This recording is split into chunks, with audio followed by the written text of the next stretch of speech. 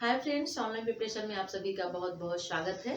Friends, आज का जो वीडियो है ये आपका कोड 508 का है। ओके, यानी कि कार्य और कला शिक्षा में 508 कोड का है, जिसमें आज हम कार्य के बारे में पढ़ेंगे।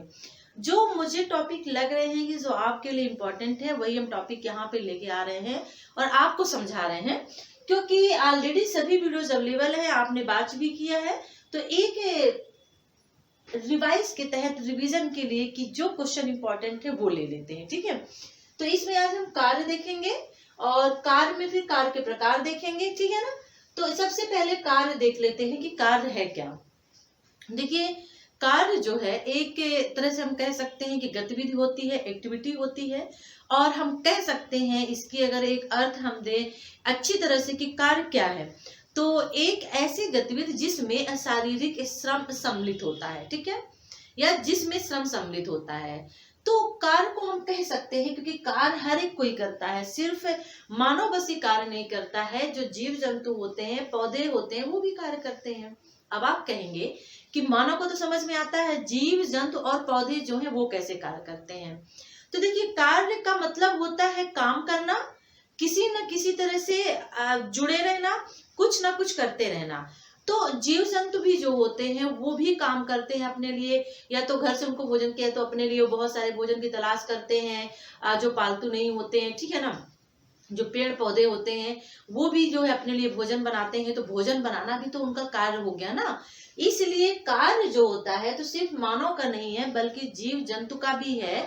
और हम अगर एक अच्छा अर्थ दें तो एक ऐसी गतिविधि जिसमें शारीरिक श्रम सम्मिलित होता है वो कार्य कहलाता है। ठीक है, अब जैसे कार्य, तो कार्य देखिए हम सभी करते हैं। हमने भोजन बनाया, वो हमारा कार्य हो गया। हम इस वक्त वीडियो बना रहे हैं आपके लिए, तो वो भी क्या है, कार्य ही है ना। हम काम ही तो कर रहे हैं ना, मतलब जिसमें शक्ति लगती है, श्रम लगता है।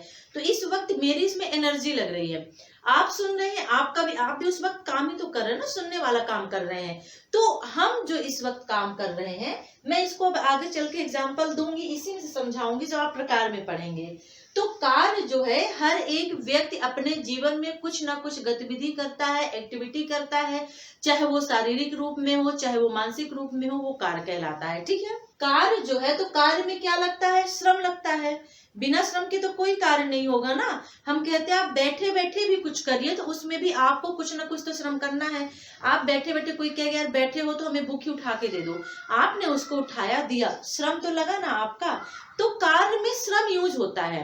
अब यहाँ पे जो है श्रम को देखो कि कार्य में श्रम यूज होता है, तो यहाँ पे हम कह सकते हैं, चलिए कार्य के या फिर श्रम के भी दोनों तरह से आप कह सकते हैं। इसके प्रकार क्या है, तो देखिए यहाँ पे शारीरिक श्रम होता है और मानसिक श्रम होता है, यानी शारीरिक कार्य होता है और मानसिक कार्य होता है। तो क्वेश्चन को समझिएगा, कंफ्यूज मत होइएगा। यदि श्रम पूछे या कार्य पूछे, दोनों एक ही चीजें होती हैं, क्योंकि बिना श्रम के कार्य नहीं हो सकता है। श्रम होगा साथ में तभी कार्य होगा, तभी वो एक्टिव होगा। ठीक है ना, तो जब भी कोई काम हम करते हैं जिसमें श्रम यूज होता है, कोई गतिविधि करते हैं, तो वो कार्य कहलाता है। और जो कार्य श्रम जो दो प्रकार के होते हैं, शारीरिक श्रम और दूसरा मानसिक श्रम।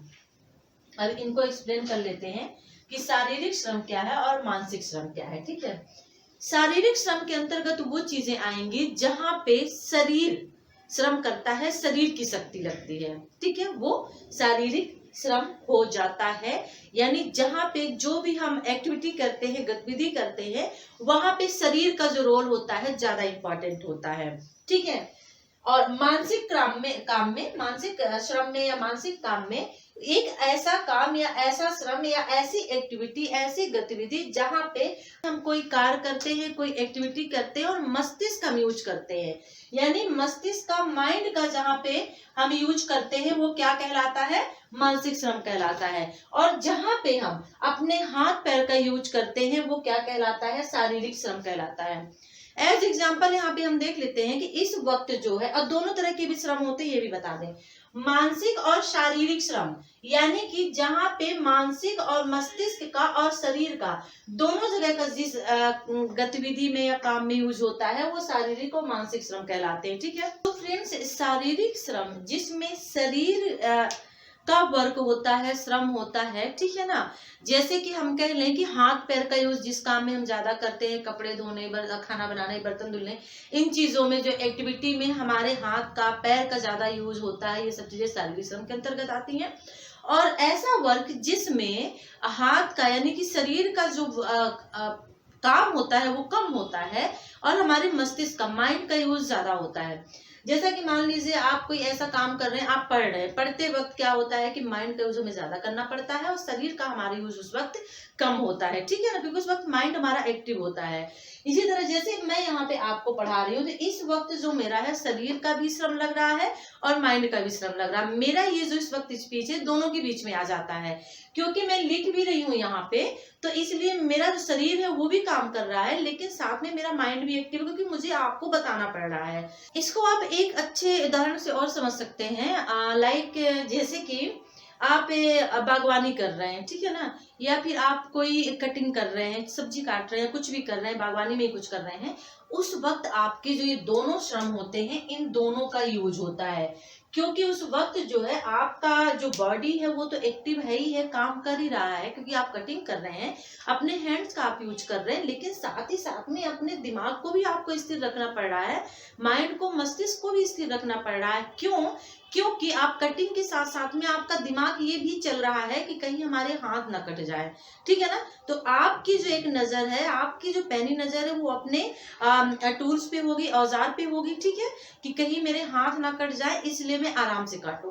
तो इस तरह के कुछ वर्क होते हैं जो शारीरिक और मानसिक श्रम के वो काम के बीच में आते हैं, जिनमें दोनों चीज यूज होती हैं। कुछ वर्क होते हैं जिनमें सिर्फ शारीरिक श्रम लगता है, उसमें माइंड का यूज नहीं करना पड़ता है, ठीक है। जैसे रीडिंग वगैरह हम करते हैं, जनरली ऐसे कोई मैगजीन पढ़ लेते हैं, तो वहां पे थोड़ा सा मानसिक श्रम जो हमारा माइंड होता है उसको हम यूज करते हैं। कुछ ऐसे काम से होते हैं, खाना बनाना, बहुत सारी एक्टिविटीज होती हैं, तो वो शारीरिक श्रम के अंतर्गत आ जाता है।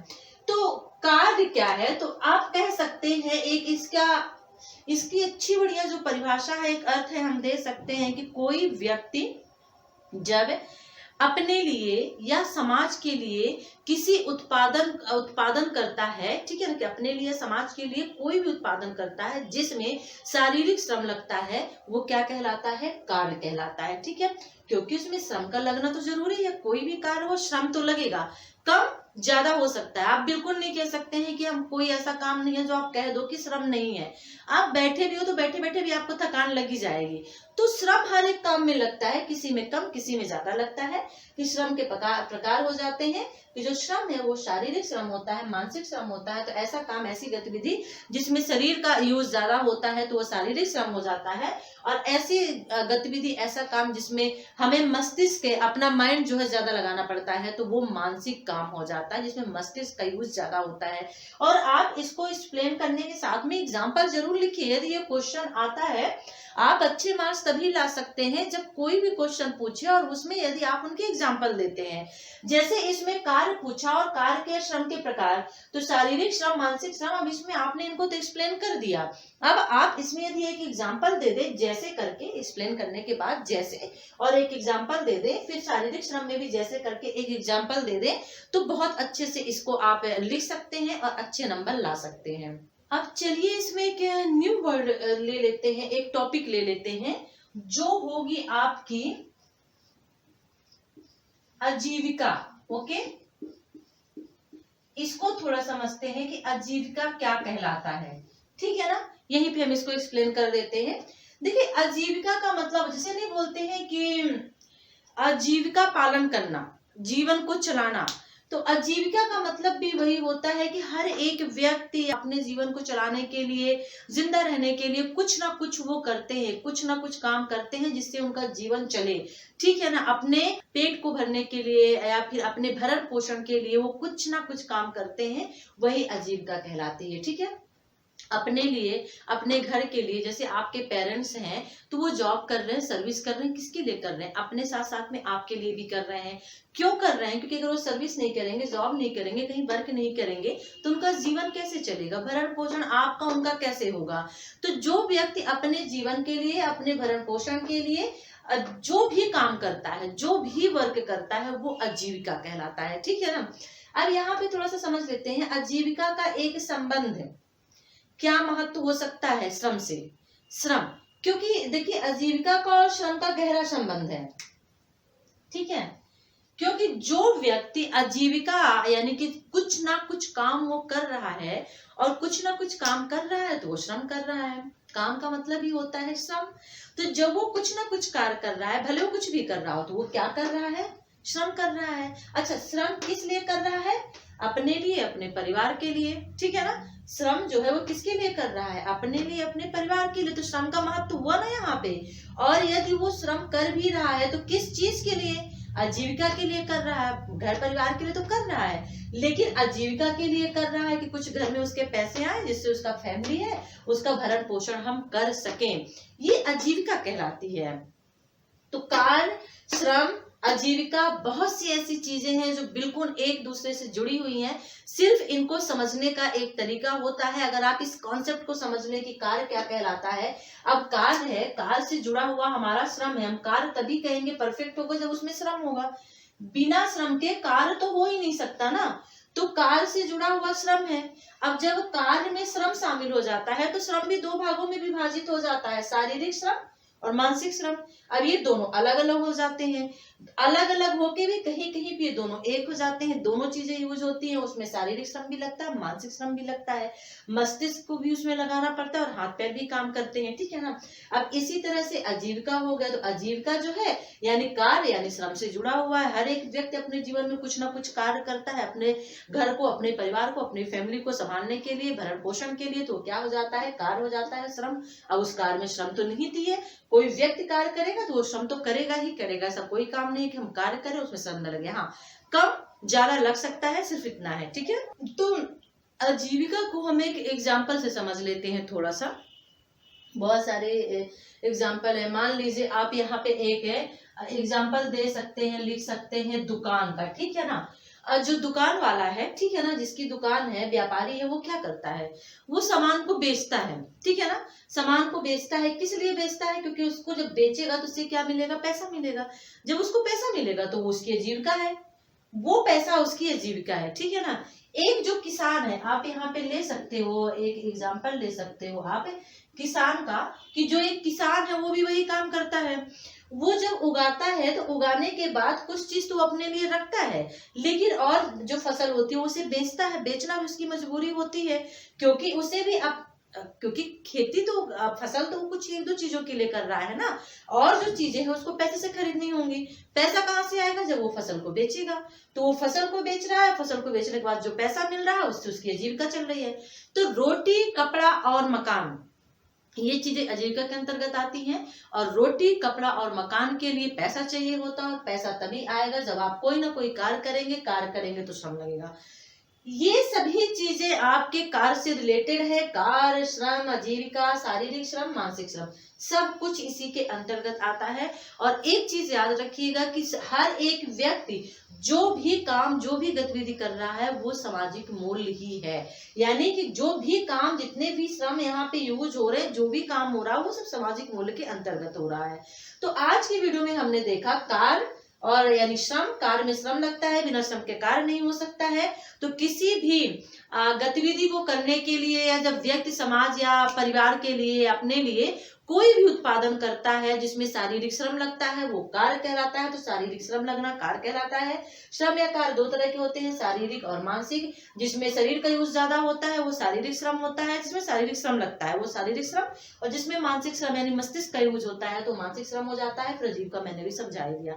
आई थिंक सो ये वीडियो आपको अच्छा लगा होगा और कॉन्सेप्ट जो है वो क्लियर हुए होंगे। यदि कोई और कॉन्सेप्ट आपके पास है जो क्लियर नहीं हो रहे हैं तो आप हमें कमेंट्स कर सकते हैं, हम जरूर आपको समझाएंगे। तो वीडियो अच्छा लगे तो लाइक करिएगा, शेयर करिएगा, और चैनल को सब्सक्राइब नहीं किया है सब्सक्राइब कर लीजिए। चलिए फिर नेक्स्ट वीडियो के साथ हम आपसे फिर मिलते हैं। तब तक के लिए टेक केयर, बाय।